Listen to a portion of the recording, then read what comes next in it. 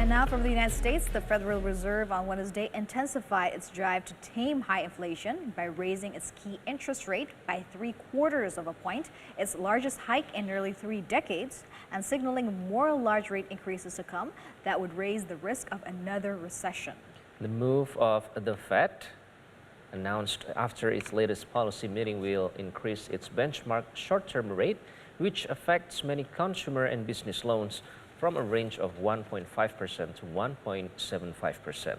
The central bank is ramping up its drive to tighten credit and slow growth, with inflation having reached a 4-decade high of 8.6%, spreading to more areas of the economy and showing no sign of slowing. Americans are also starting to expect high inflation to last longer than they had before. The sentiment could embed an inflationary psychology in the economy that would make it harder to bring inflation back to the Fed's 2% target.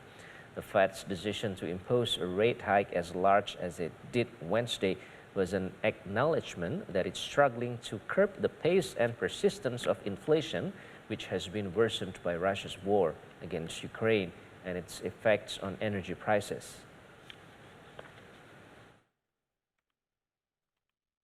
It is essential that we bring inflation down if we are to have a sustained period of strong labor market conditions that benefit all. From the standpoint of our congressional mandate to promote maximum employment and price stability, the current picture is plain to see. The labor market is extremely tight, and inflation is much too high.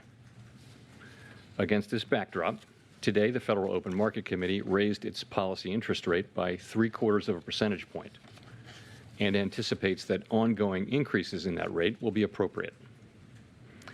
In addition, we are continuing the process of significantly reducing